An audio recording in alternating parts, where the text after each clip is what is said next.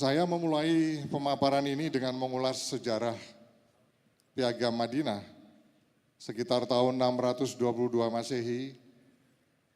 Hal yang pertama kali dilakukan oleh Nabi besar kita, Nabi Muhammad Shallallahu Alaihi Wasallam, saat berhijrah ke Madinah adalah membuat kesepakatan dengan masyarakat Madinah, yang mana kondisinya saat itu masyarakat di Madinah adalah sangat heterogen, multi etnis, untuk mewujudkan stabilitas politik dan keamanan di Madinah. Pelajaran yang dapat kita ambil dari sejarah Nabi Muhammad SAW tersebut adalah bahwa stabilitas politik dan keamanan adalah merupakan prasyarat mutlak sebagai fondasi untuk pembangunan nasional di semua peradaban. Bapak dan Ibu peserta Rakornas sekalian yang saya hormati, menjaga stabilitas itu membutuhkan kerjasama di antara kita semua. Karena tidak akan mungkin kita mampu menangani stabilitas ini hanya salah satu atau hanya dengan satu institusi saja. Kita semua yang hadir di sini memiliki tanggung jawab yang sama, tanggung jawab yang besar untuk memastikan stabilitas di wilayahnya masing-masing tetap terjaga. Sehingga visi dan misi Bapak Presiden, Bapak Prabowo Subianto, dalam 8 Astacita, 17 program prioritas dan 8 program hasil terbaik cepat atau quick wins dapat berjalan dengan baik. Terutama program-program makan bergizi gratis, swasembada pangan, swasembada energi, dan pemberantasan korupsi. Sebagai pimpinan di daerah, peran Bapak dan Ibu sekalian sangatlah penting untuk mensukseskan program-program prioritas tersebut. Sebagai gambaran dari hasil riset yang dilakukan oleh James Flynn di 72 negara, memperlihatkan bahwa dalam durasi 72 tahun, dari tahun 1948 hingga tahun 2020, IQ masyarakat dunia ini naik menjadi 2,2 poin karena pemenuhan gizi yang membaik. Hal senada dalam majalah The Economist edisi Juli 2024 menunjukkan bahwa program makan bergizi gratis ini mampu meningkatkan IQ anak sebesar 15 poin. Untuk memenuhi kebutuhan akibat pertumbuhan populasi Indonesia di atas 300 juta orang, maka diperlukan kemampuan kita di bidang swasembada pangan dan energi untuk menjamin kemandirian kita dan daya saing Indonesia. Jika swasembada ini tidak merata, maka pertumbuhan ekonomi kita akan berkurang menjadi 1,8% atau berkurang 1,8% dari potensi pertumbuhan ekonomi nasional kita. Penghambat utama pertumbuhan ekonomi kita adalah karena faktor ketidakstabilan di bidang politik dan keamanan, terutama kepastian hukum di dalam menghadapi praktek-praktek koruptif, penyelundupan maupun juga tindak pidana lainnya yang menyasar kepada seluruh lapisan masyarakat seperti kasus-kasus tindak pidana judi online. Bapak Ibu sekalian, jika kita mengutip pernyataan dari Daron Acemoglu, seorang peraih Nobel Ekonomi pada tahun 2024 dari Turki, yang mengatakan bahwa bila negara kuat namun masyarakatnya lemah, maka yang terjadi adalah otoritarian. Kalau negara lemah, masyarakatnya kuat, yang terjadi sebaliknya adalah anarki. Namun kalau negara kuat dan masyarakatnya juga kuat, akan menghasilkan kesejahteraan. Oleh karenanya sebagai pemimpin di daerah, Bapak Ibu sekalian lah yang paling tahu, paling paham kebutuhan spesifik di wilayahnya masing-masing tentang bagaimana caranya agar daerahnya ini tetap aman dan stabil, negara menjadi kuat, dan masyarakat juga menjadi kuat. Kata kuncinya adalah satu, mendorong partisipasi masyarakat di dalam berbagai perumusan kebijakan dan membangun institusi yang kuat di daerahnya, terutama dalam aspek layanan publik yang prima sehingga resistensi masyarakat ini dapat diatasi dan suhu politik termasuk keamanan di daerah akan terus dapat terjaga dengan stabil. Oleh karenanya saya menitipkan beberapa pesan penting bagi para kepala daerah untuk terus menjaga stabilitas politik dan keamanan di daerahnya masing-masing dengan melakukan yang pertama terus menjalin dan meningkatkan sinergi yang baik antara eksekutif, legislatif, dan yudikatif di daerahnya. Yang kedua meningkatkan sinergi dan koordinasi antar Forkompinda. Yang ketiga berhati-hati di dalam membuat kebijakan termasuk pembuatan perda-perda yang berpotensi menimbulkan gejolak. Contohnya di dalam penentuan upah minimum provinsi maupun kabupaten kota yang melibatkan tripartit, dalam hal ini adalah pengusaha, buruh, dan pemerintah. Yang keempat menjamin penyediaan layanan publik yang adil, yang merata dan tidak diskriminatif.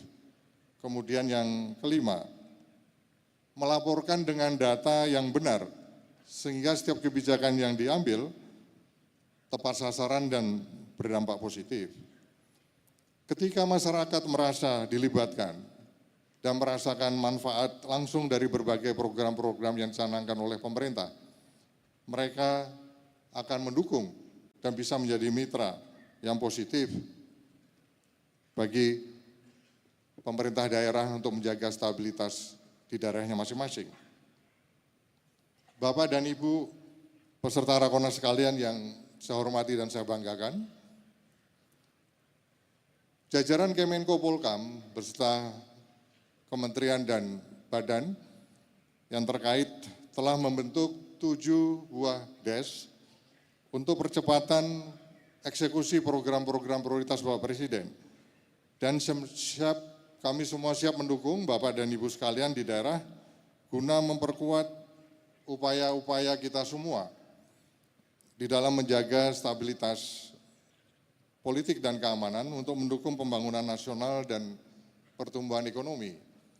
Yang meliputi yang pertama DES Pilkada dan yang kedua DES penyelundupan dengan leading sektor Menko Polhukam dan Mendagri.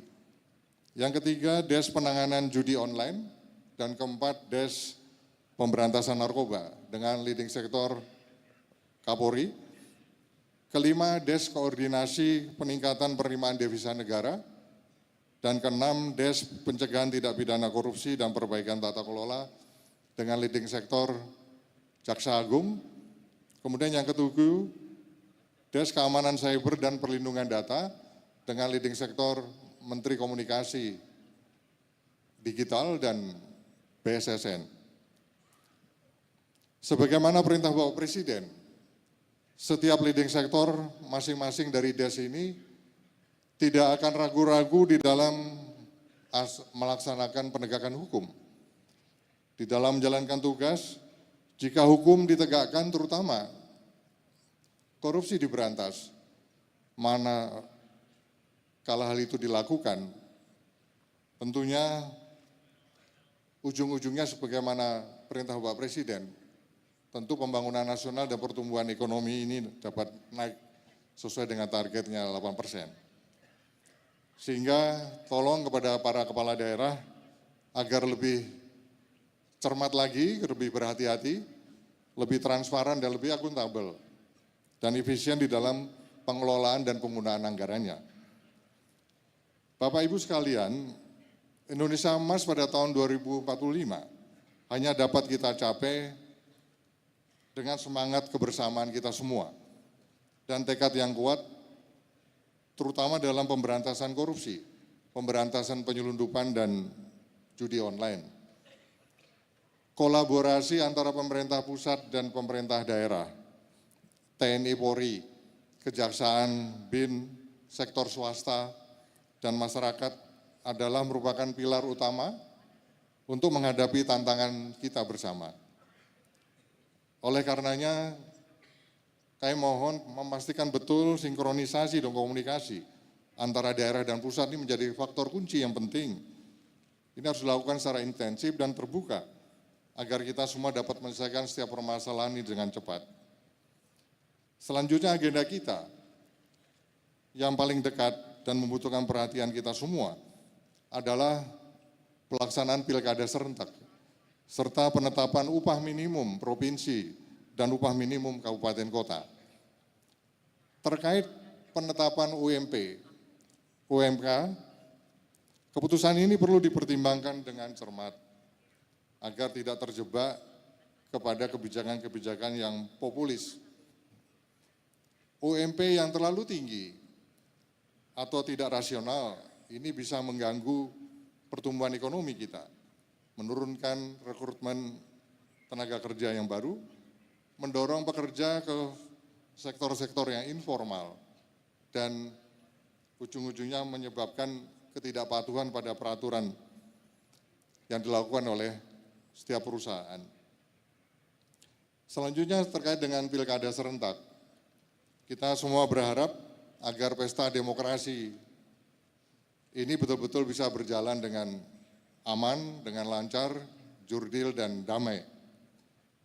Untuk itu kami memesankan kepada setiap kepala daerah agar melakukan perencanaan dengan detail, dengan sebaik-baiknya, gunakan contingency plan untuk mengantisipasi setiap risiko yang berpotensi muncul.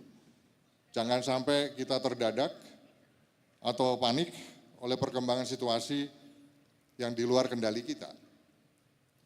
Bapak Ibu peserta Rakornas sekalian yang saya hormati dan saya banggakan, sebagai ilustrasi penutup, saya menyampaikan dua contoh negara yang sudah terbukti berhasil melakukan lompatan-lompatan yang sangat luar biasa, yaitu Korea Selatan dan China. Pada tahun 1960, pendapatan per kapita Korea Selatan tidak jauh berbeda dengan Indonesia, yaitu kurang lebih berkisar 79 US dollar, dan masih masuk dalam kategori negara berpendapatan rendah. Namun di tahun 2024 ini, pendapatan per kapita Korea Selatan telah mencapai 36.132 US dollar. Sementara kita, Indonesia, masih di level kisaran 5.271 US dollar. Kata kuncinya adalah stabilitas politik dan keamanan, serta kepastian hukum di Korea Selatan. Investasi bisa mengalir dengan deras, kualitas SDM-nya meningkat, teknologinya berkembang, dan mengangkat pertumbuhan ekonomi dan GDP ataupun PDB-nya secara masif. Di Cina pertumbuhan ekonomi dicapai berkat 3 langkah besar yang dilakukan oleh Deng Xiaoping, yang diawali dengan menstabilkan politik keamanan dalam negerinya, kemudian menyiapkan sumber daya manusianya, kemudian mengundang investor dan untuk masuk ke negaranya, ekonomi menjadi tumbuh, dan kemakmuran diratakan ke seluruh penjuru negeri. Saya meyakini dengan semangat kerja keras kita, dengan ketekunan dan komitmen yang kuat, kita bersama bisa mewujudkan Indonesia maju dan Indonesia emas pada tahun 2045. Demikianlah yang dapat saya sampaikan. Semoga ikhtiar bersama kita untuk bangsa dan negara ini mendapatkan ridho dari Allah Subhanahu wa Ta'ala, Tuhan yang Maha Besar. Sekian dan terima kasih.